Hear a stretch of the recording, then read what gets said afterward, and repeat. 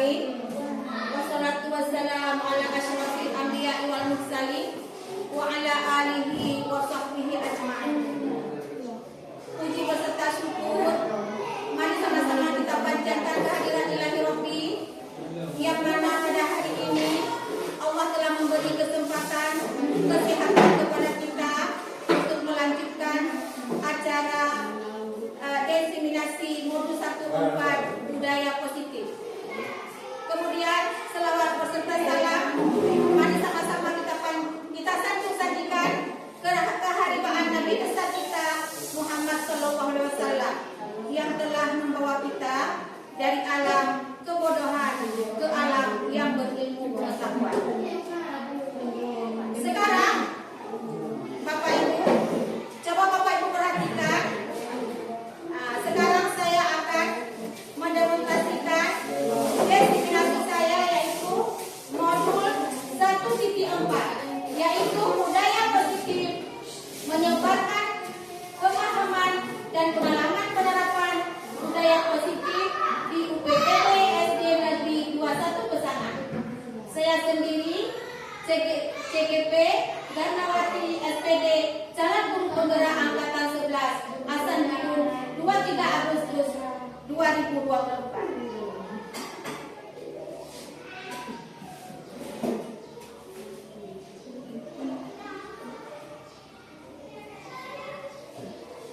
Coba Bapak Ibu perhatikan, di sini ada tujuan pendidikan. Menurut Ki Hajar Dewantara, tujuan pendidikan adalah menuntun segala kodrat yang ada pada anak agar mereka dapat mencapai keselamatan dan kebahagiaan yang setinggi-tingginya sebagai manusia maupun sebagai anggota masyarakat. Oleh sebab itu, pendidikan itu hanya dapat menuntun tumbuh atau hidupnya dengan kekuatan kodrat yang ada pada anak-anak agar dapat memperbaiki lakunya, bukan dasarnya hidup dan tumbuhnya kekuatan kodrat pada anak. Di sini Bapak Ibu, pendidikan yang menurut Ki Hajar Dewantara bertujuan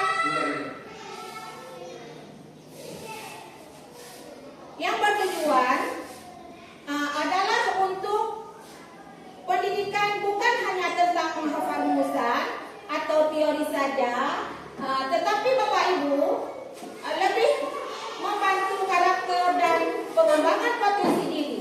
Dengan memahami filosofi ini, kita dapat menciptakan sistem pendidikan yang lebih berpusat pada anak dan mampu menghasilkan generasi muda yang berkualitas.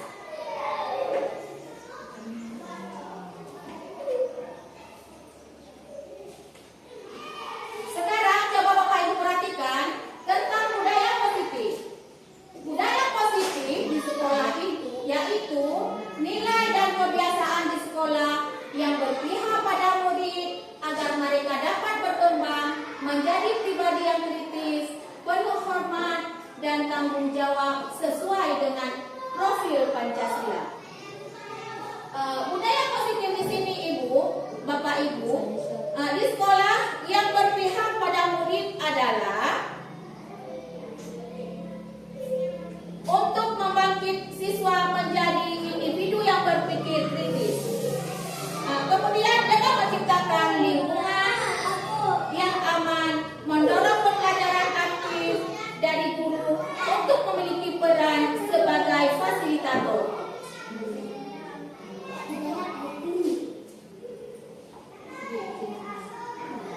Coba Bapak Ibu perhatikan lagi, di sini ada pertanyaan pemantik. Setuju tidak setuju? Yang pertama, hukuman dapat mendisiplinkan anak. Setuju tidak Bapak Ibu? Coba Bapak Ibu perhatikan. Di sini ada pertanyaan setuju tidak setuju. Coba perhatikan Bapak Ibu ke bawah tulis. 1. Hukuman dapat mendisiplinkan anak. Dengan hukuman apakah anak bisa disiplin? Coba Bapak Ibu jawab. Setuju. Setuju. Mengapa Bapak Ibu setuju? Bisa mendisiplinkan anak. Coba ada Bapak Ibu yang mau menjawab?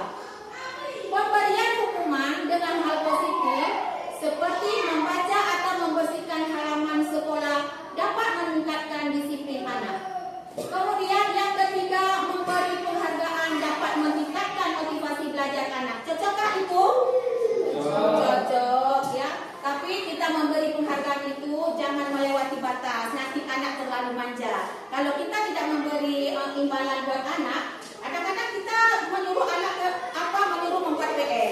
Kita bilang terus anak ya, kakak-kakak, abang-abang, besok kalian harus membuat PR. Kalau tidak siap, ibu tidak memberi atau kita membeli makanan buat anak.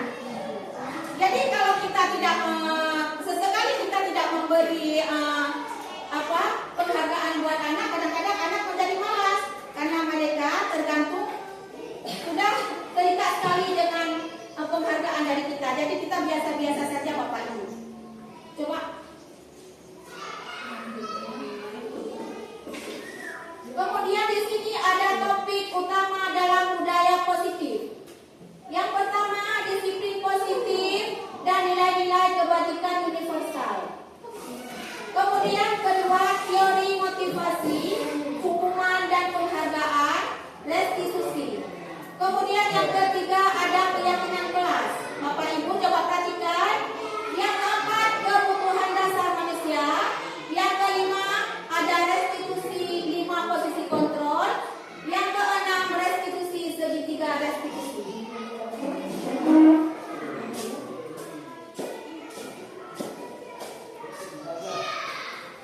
Coba Bapak Ibu perhatikan lagi. Di sini ada perubahan paradigma belajar. Dalam membangun budaya positif, sekolah dapat menyediakan lingkungan yang positif, aman, nyaman, dan menyenangkan, agar siswa mampu berpikir, bertindak dan menciptakan dengan merdeka, mandiri dan bertanggung jawab. Kemudian di sini ada lagi disiplin juga sangat berkaitan dengan kontrol guru terhadap siswa.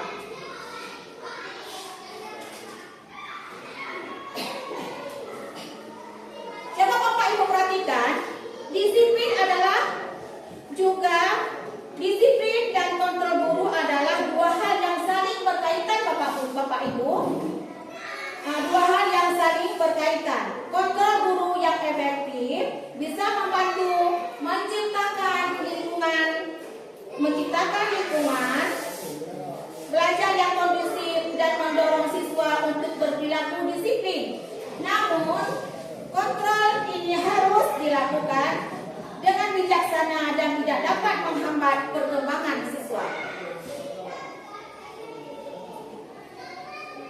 Kemudian coba Bapak Ibu perhatikan lagi, Anda dan teman Anda akan melakukan kegiatan. Cobalah buka. Tugas Anda adalah mengepal salah satu tangan Anda. Coba Anda bayangkan bahwa Anda menyimpan sesuatu yang sangat berharga di dalam kepalan tangan Anda. Anda perlu menjaga benda tersebut sekuat tenaga Anda, karena begitu pentingnya untuk kehidupan Anda. Tugas rekan Anda adalah mencoba dengan segala cara untuk membuka kepala tangan Anda. Teman Anda boleh membujuk, menghardik, menggoda, bahkan menawari Anda dengan uang agar Anda bersedia membuka kepala tangan Anda.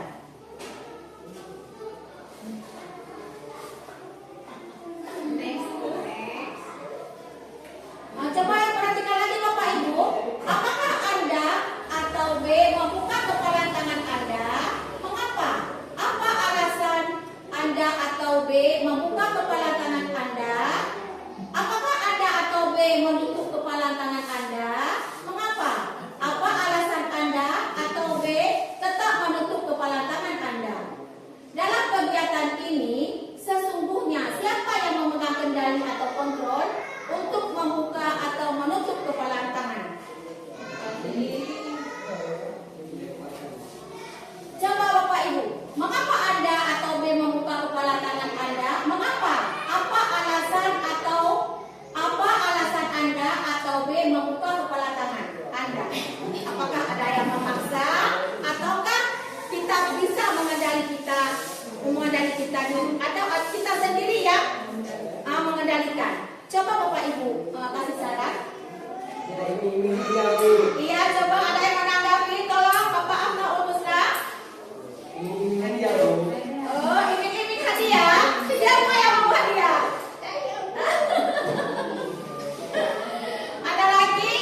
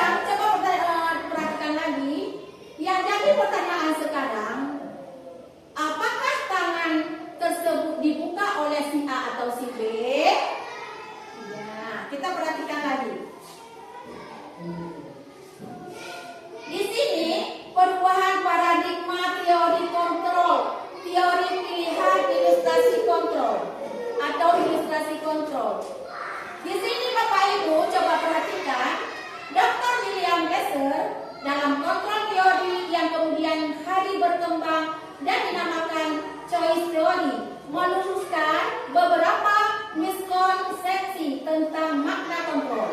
Yang pertama, ilustrasi guru mengontrol murid. Kemudian ada ilustrasi bahwa semua penguatan positif, efektif, dan bermanfaat. Kemudian ada lagi poinnya, ilusi bahwa kritik dan membuat orang merasa bersalah dapat menguatkan karakter. Yang ketiga, yang keempat, ilusi bahwa orang dewasa memiliki hak untuk memaksa.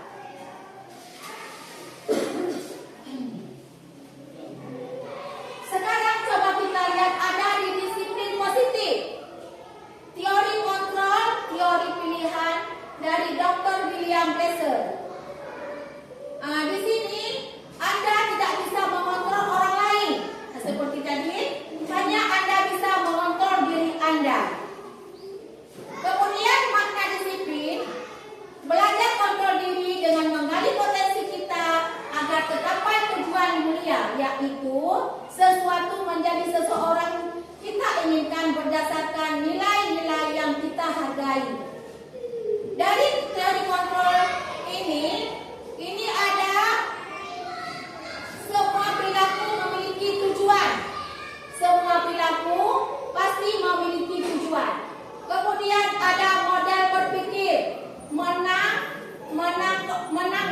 kolaborasi dan konsensus, menciptakan pilihan-pilihan baru. Kemudian ada realita kebutuhan kita berbeda.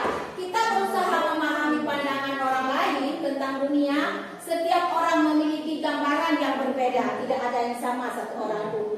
Rambut boleh sama hitam, tapi tetap pikiran berbeda-beda. Dari semua perilaku memiliki tujuan. Apa itu tujuannya? Dari teori motivasi ini, yang pertama untuk menghindari hukuman.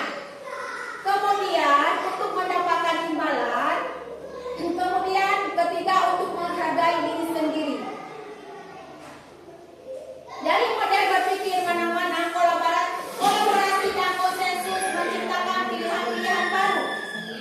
Ada 5 posisi kontrol. Yang pertama, penghukum. Yang kedua, membuat rasa bersalah. Yang ketiga, teman. Yang keempat, ada pemantau. Yang kelima, harus ada manajer.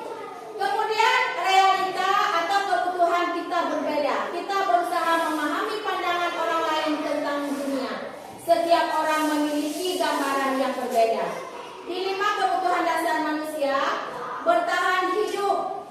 Yang pertama, yang kedua penguasaan. Yang ketiga kita perlu kasih sayang dan rasa diterima. Kemudian yang keempatnya ada kesenangan. Yang kelima adalah ada kebebasan. Kemudian ada motivasi intrinsik. Ada di nilai-nilai kebajikan universal. Kemudian ada segitiga restitusi. Sebentar lagi akan kita buka juga Bapak Ibu. Kemudian di tiga restitusi ini, yang pertama menstabilkan identitas. Yang kedua validasi kebutuhan. Yang ketiga menanyakan keyakinan. Kemudian dari nilai-nilai kebijakan universal itulah keyakinan kelas. Coba kita perhatikan lagi Bapak Ibu penjelasan dari tabel ini.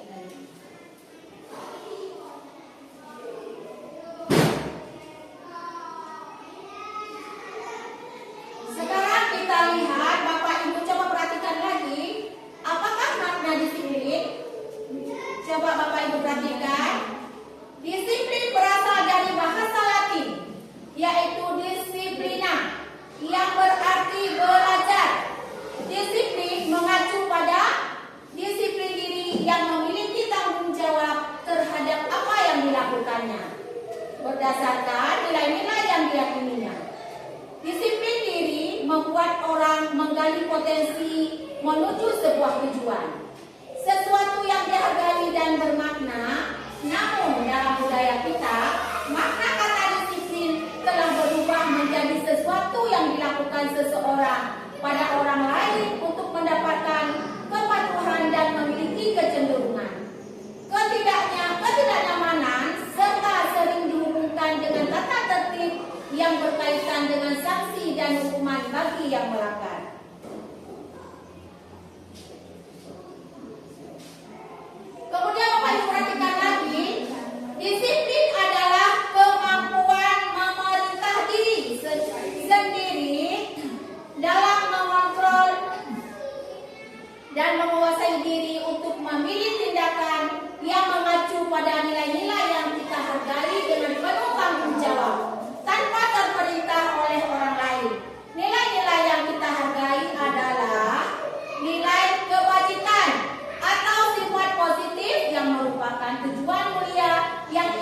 dicapai setiap manusia, yaitu nilai-nilai yang sesuai dengan profil pelajar Pancasila.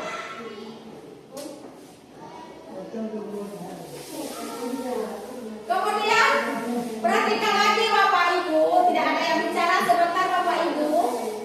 Berarti disiplin itu adalah aturan.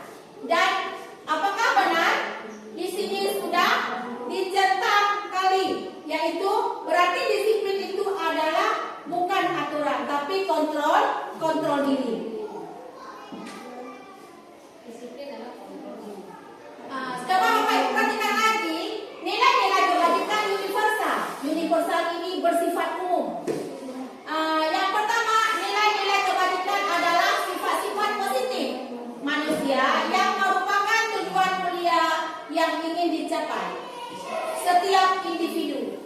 Nilai-nilai tersebut bersifat universal dan lintas bahasa, suku bangsa, agama maupun latar belakang.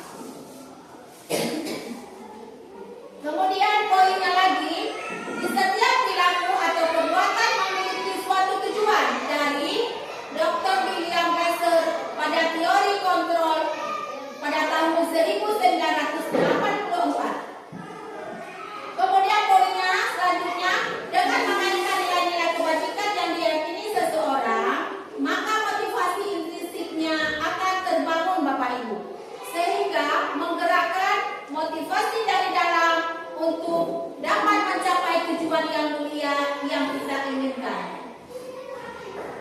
Dari Inkosen 1998. Kemudian poin selanjutnya, nilai-nilai kebajikan yang ingin dicapai oleh setiap anak Indonesia kita kenal dengan profil pelajar Pancasila. Yang pertama, beriman, bertakwa kepada Tuhan Yang Maha Esa, dan berakhlak mulia.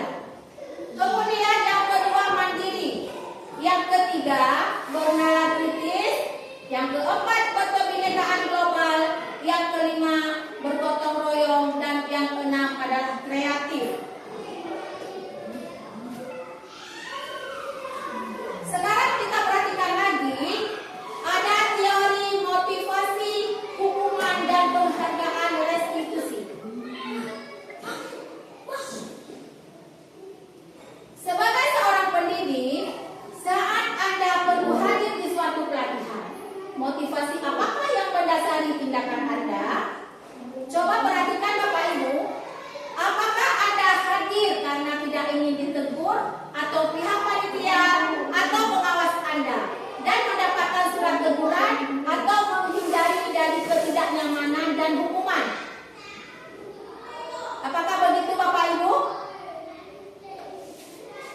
Apakah Anda hadir karena tidak ingin ditegur? Gitu Bapak Ibu? Ya? Tidak, itu karena apa juga? Karena itu keinginan kita sendiri, motivasi dalam diri kita sendiri Bapak Ibu. Kemudian Anda ingin dilihat atau dipuji oleh lingkungan Anda, atau mendapat penghargaan sebagai kepala sekolah, berprestasi, atau mendapatkan imbalan atau penghargaan dari orang lain. Kemudian poinnya lagi, Anda ingin menjadi pembelajar sepanjang hayat, menjadi orang yang berusaha dan bertanggung jawab, serta menghargai diri Anda sendiri sebagai teladan bagi murid-murid Anda, guru-guru Anda, serta lingkungan Anda, karena Anda percaya tindakan Anda sebagai pemimpin pembelajaran akan jadi panutan oleh lingkungan Anda, atau menghargai nilai-nilai kebajikan diri kita sendiri. Poin E.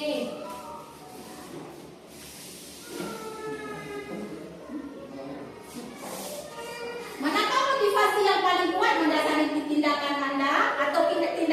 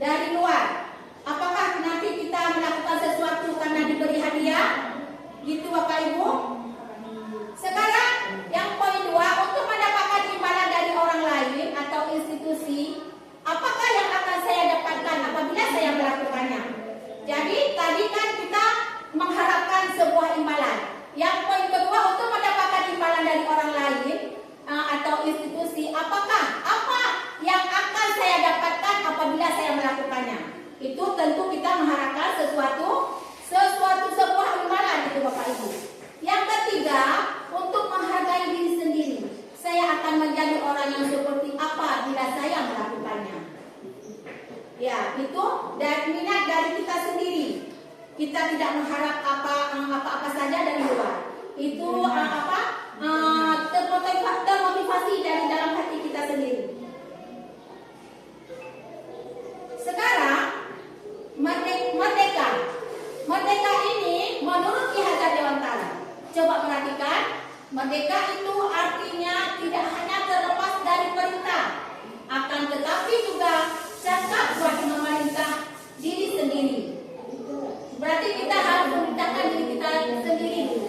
Kemudian coba perhatikan Bapak Ibu, nanti pertanyaan dari saya itu Bapak Ibu tidak bisa menjawab.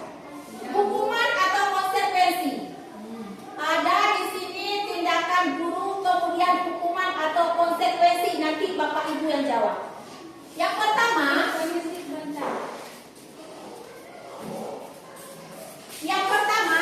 mencatat 100 kali di dalam buku kalimat. Saya tidak akan terlambat lagi karena terlambat ke sekolah. Itu hukuman atau konsekuensi Bapak Ibu? Coba kita lihat benar atau tidak konsekuensinya. Apa itu Bapak Ibu? Hukuman. Makanya Bapak Ibu coba perhatikan dulu. Yang kedua, lari mengelilingi lapangan basket 2 kali karena terlambat hadir ke sekolah. Itu hukuman atau konsekuensi Bapak Ibu? Coba kita perhatikan. Hukuman. Yang ketiga, membersihkan coretan yang dibuatnya di meja tulis. Membersihkan coretan yang dibuatnya di meja tulis. Itu hukuman atau konsekuensi? Coba kita lihat. Iya, 100 Bapak Ibu. Kemudian murid diminta untuk push up 15 kali karena tidak menggunakan masker ke sekolah. Coba Bapak Ibu, itu jawaban yang paling yang paling ringan itu. Coba. Langsung bisa kita lihat ya. Coba kita perhatikan. Oke, coba kita perhatikan. Iya, hukuman Bapak Ibu ya kan? Kemudian memperhatikan kertas tugas teman yang telah dicoret-coret. Coba kita perhatikan konsekuensi ataukah hukuman itu? Iya, ya benar sekali Pak Iskandar. Sama-sama Bapak Iskandar. Oke, sekarang bertemu di lapangan basket pukul 12 siang karena mengobrol dengan teman. Apa itu konsekuensinya?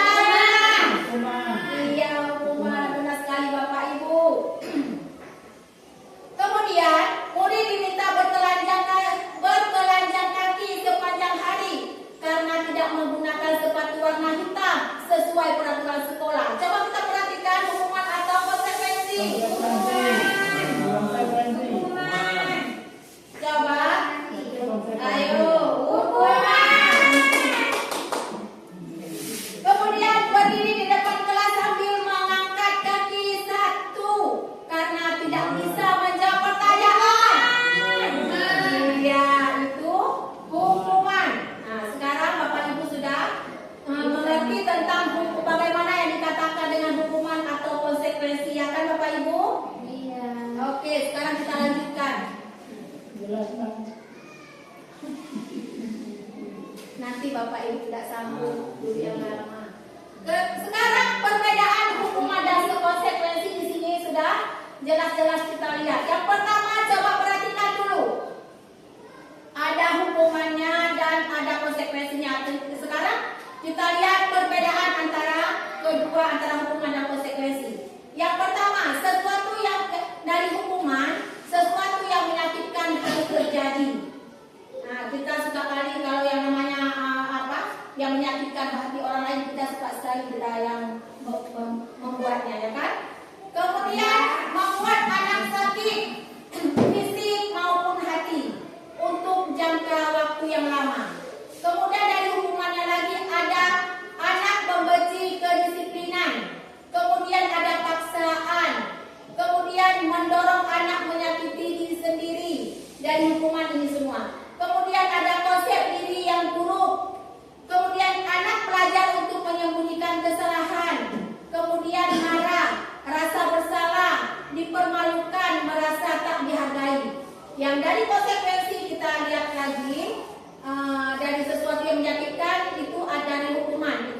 terjadi. Kemudian konsekuensinya sesuatu yang harus terjadi. Kemudian membuat anak merasa tidak nyaman dalam jangka waktu pendek. Kemudian anak menghargai disiplin. Kemudian stimulus atau tanggapan. Kemudian ada lagi mendorong anak agar mudah menyesuaikan diri. Kemudian konsep diri yang baik.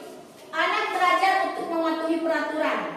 Kemudian kehilangan hak, dibuat tidak nyaman, diasingkan untuk sementara. Kemudian coba perhatikan lagi Bapak Ibu, keyakinan kelas.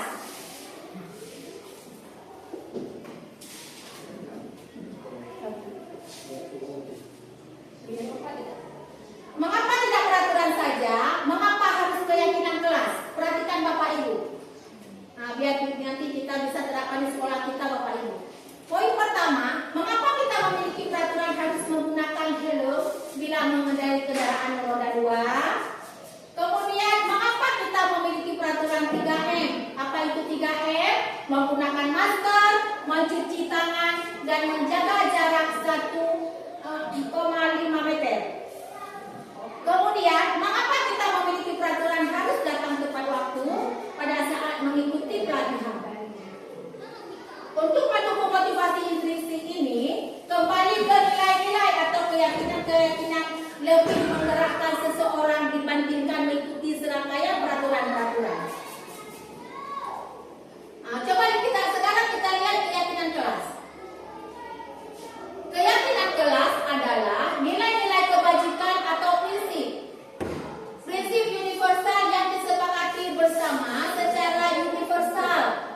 Lepas dari perbedaan agama, suku, negara, dan bahasa. Menurut Gosser, 1998, suatu keyakinan akan lebih memotivasi seseorang dari dalam intrinsik. Seseorang akan lebih bersemangat untuk menjalankan keyakinannya daripada hanya sekedar mengikuti. Kemudian kita lihat lagi di sini ada budaya positif. Kemudian di lingkungan positif. Kemudian ada keyakinan kelas, yaitu dari peraturan kelas. Coba perhatikan Bapak Ibu, ada di sini ada peraturan dan kemudian keyakinan kelas atau nilai kebajikan yang dituju. Yang pertama, selalu kembalikan buku ke tempatnya. Kalau keyakinan kelas itu berarti tanggung jawab Bapak Ibu. Kemudian dilarang mengganggu orang lain dari peraturan. Dari keyakinan kelas, menghormati orang lain dan diri sendiri. Kita harus menghormati orang lain dan diri sendiri. Kemudian hadir di sekolah 15 menit sebelum pembelajaran dimulai. Dari keyakinan kelas berarti menghormati orang lain, komitmen pada tujuan atau berkomitmen. Kemudian dari peraturannya dilarang melakukan kekerasan. Dari keyakinan kelas berarti keselamatan, menghormati orang lain. Dilarang menggunakan narkoba.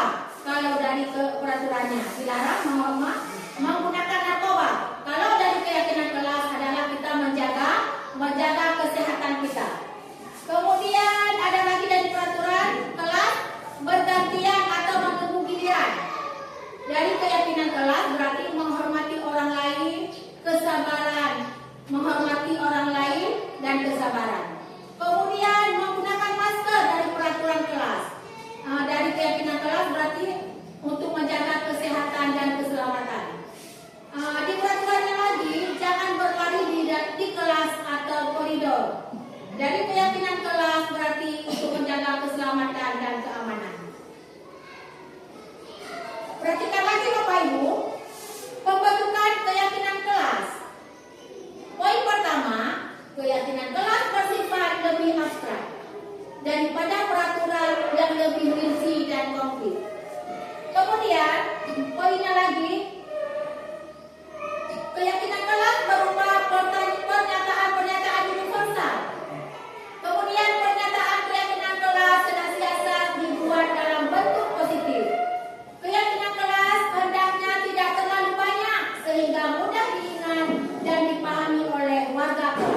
Kita sebagai bapak dan ibu tidak seenak-enaknya kita membuat peraturan kelas sehingga anak tidak sanggup untuk menjalankannya.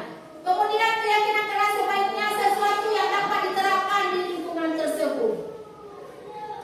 Kemudian semua warga kelas hendaknya ikut berkontribusi dalam penguatan keyakinan kelas lewat kegiatan curah pendapat dan bersedia meninjau kembali keyakinan kelas dari waktu ke waktu. Contoh keyakinan kelas Bapak Ibu. Contoh keyakinan kelas di sini yang pertama adalah hadir tepat waktu. Yang kedua menjaga kebersihan kelas. Itu peraturan contoh keyakinan kelas. Yang ketiga berperilaku sopan dan santun. Yang keempat keluar masuk dengan izin guru. Yang kelima angkat tangan sebelum berbicara. Yang keenam berseragam lengkap dan rapi. Yang ketujuh berbicara dengan sopan dan baik. Yang kedelapan mendengar ketika guru berbicara. Yang kesembilan makan dan minum di luar kelas, tidak boleh di dalam kelas. Yang ke-10 bermain di halaman. Itu contoh keyakinan kelas.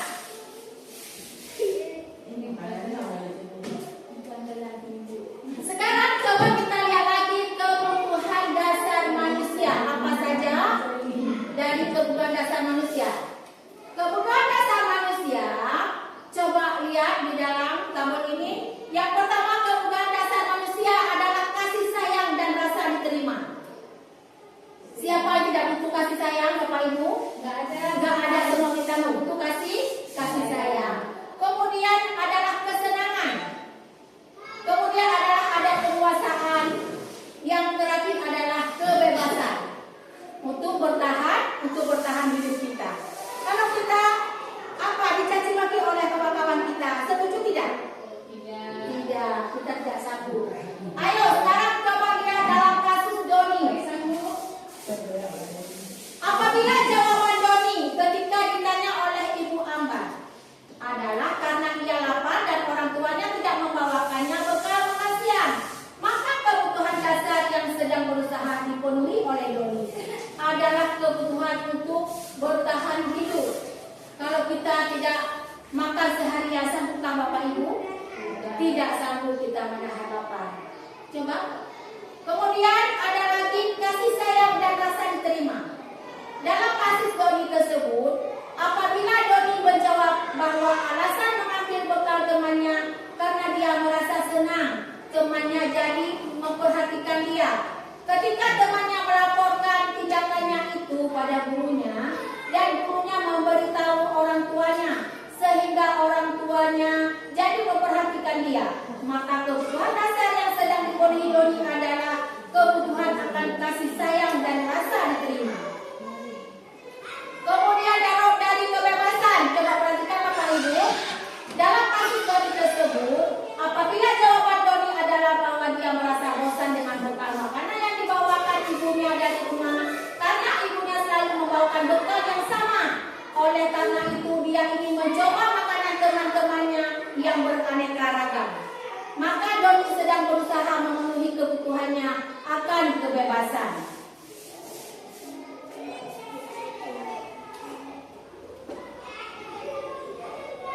Kemudian dari kekuasaan, dalam kasus Doni tersebut, apabila jawaban Doni adalah dia merasa hebat karena temannya jadi takut dengan dia dan menuruti keinginannya, maka sebetulnya Doni sedang berusaha memenuhi kebutuhan dasarnya akan kekuasaan.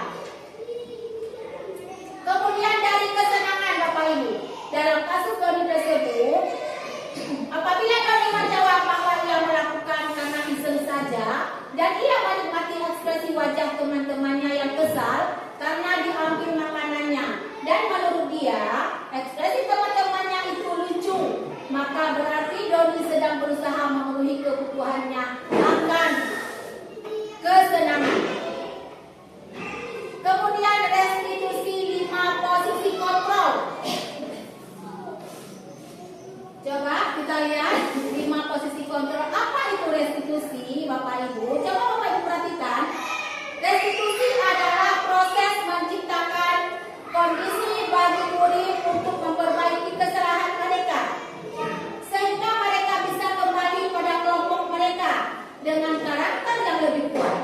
Restitusi juga merupakan proses kolaboratif yang mengajarkan murid untuk mencari solusi untuk masalah mereka dan membantu murid berpikir tentang orang seperti apa mereka ingin menjadi atau tujuan yang mulia, ya, dan bagaimana mereka harus memperlakukan orang lain. Kemudian restitusi atau posisi kontrol. Di sini ada penghukum Bapak Ibu. Kemudian dapat selanjutnya pembuat merasa bersalah. Kemudian ada teman. Kemudian pemantau. Yang terakhir adalah ada manajer. 5 posisi kontrol Bapak Ibu coba perhatikan. Ada motivasi. Kemudian identitas gagal atau kontrol dari luar. Kemudian identitas berhasil atau sukses kontrol dari luar. Kemudian identitas berhasil sukses atau kontrol diri.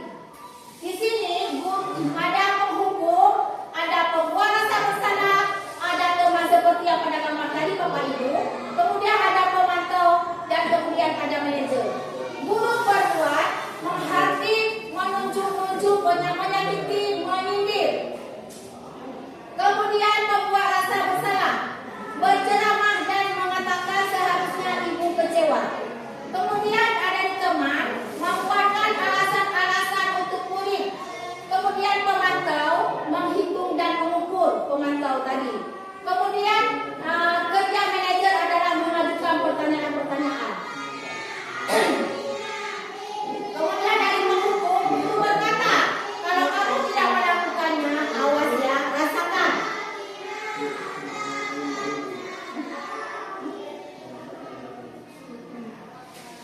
Kemudian kita lihat lagi Bapak Ibu, posisi kontrol. Di posisi kontrol ini ada pernyataan-pernyataan.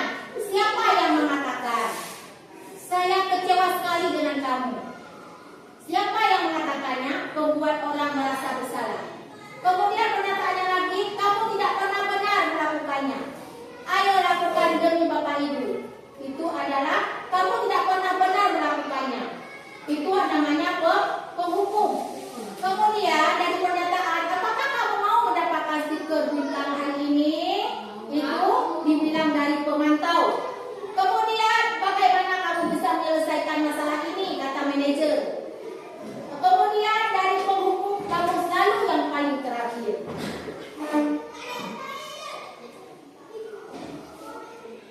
Sekarang kita lihat restitusi, segitiga restitusi.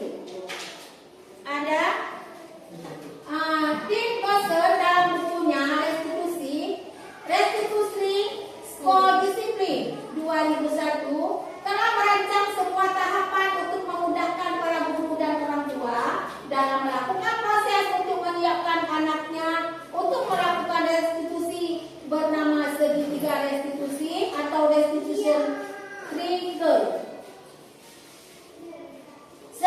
Segitiga restitusi, proses menciptakan kondisi bagi murid untuk memperbaiki kesalahan mereka sehingga mereka bisa kembali pada kelompok mereka dengan karakter yang lebih kuat. Melalui restitusi, guru dapat yang pertama membantu murid menjadi lebih memiliki tujuan atau disiplin positif serta memulihkan dirinya setelah berbuat salah. Kemudian poinnya lagi membantu murid untuk jujur pada diri sendiri dan mengevaluasi dampak dari kesalahan yang dilakukan.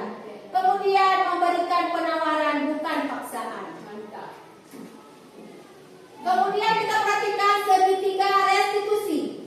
Segitiga restitusi ini ada validasi tindakan yang salah dan menanyakan keyakinan. Kemudian menstabilkan identitas. Ya, kamu tentu punya alasan mengapa melakukan itu. Kemudian adakah cara yang lebih efektif untuk mendapatkan apa yang kamu butuhkan? Kemudian nilai-nilai apa yang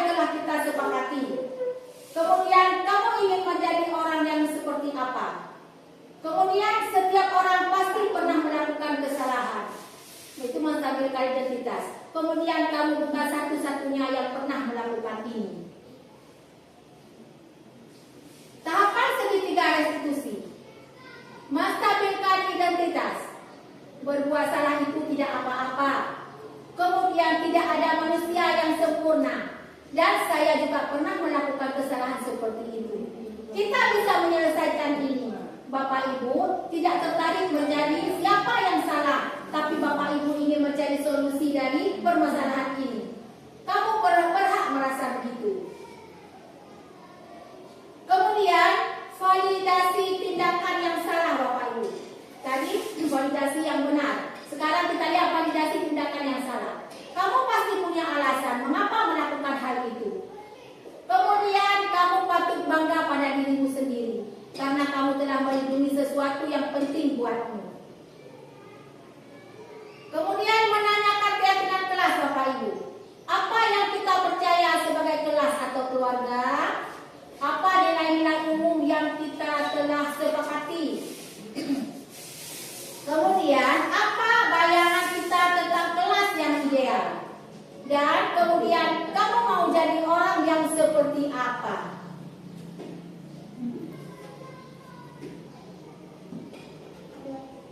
Sekarang kita melihat refleksinya, Bapak Ibu. Dari pembelajaran kita tadi, sekarang kita lihat refleksinya. Yang pertama, hal baru apa yang mengubah paradigma saya, yang saya dapatkan. Kemudian perasaan apa yang muncul selama mengikuti sesi ini, khususnya mengenai makna disiplin dan motivasi intrinsik.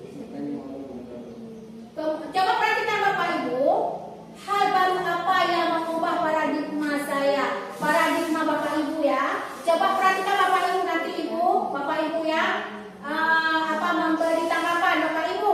Coba perhatikan sebentar. Dari refleksi dari pembelajaran kita tadi, sekarang kita mengambil refleksinya Bapak Ibu. Satu, hal baru apa yang mengubah paradigma Bapak Ibu, kemudian Bapak Ibu dapatkan dari pembelajaran kita tadi, dari positif budaya. Apa saja yang Bapak Ibu dapatkan tadi? Adakah Bapak Ibu? Kayaknya bisa membedakan, salah satunya bisa membedakan mana hukuman, mana konsekuensi. Iya, ya benar. Tindakan terus.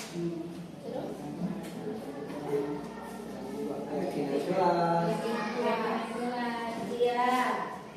Guru dapat ketika memberi hukuman berarti nanti dia ada sertifikat atau bersifat. Iya, memberi hadiah ya. Iya. Kemudian nomor 2, Bapak Ibu dari refleksi kita. Perasaan apa yang muncul selama mengikuti sesi ini, khususnya mengenai makna disiplin dan motivasi intrinsik Bapak Ibu. Dan yang besar suaranya Bapak Ibu, yang besar suara ada sedikit. Ya Bapak Ibu, ada lagi? Iya, ya Bapak Ibu ya, Ibu Eka, dan ada lagi?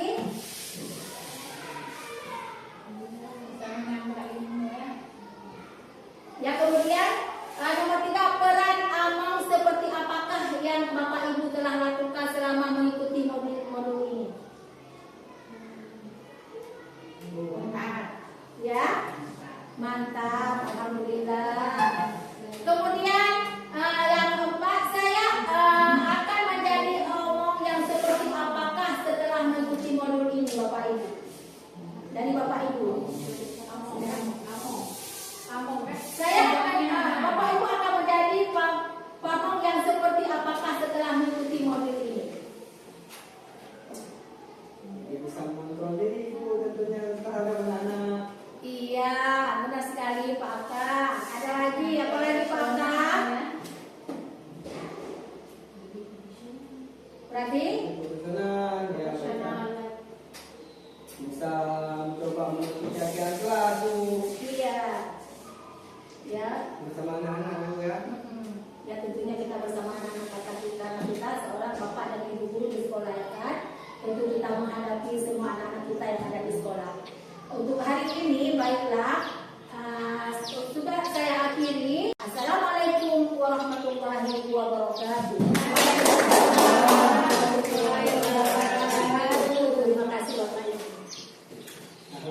kembali.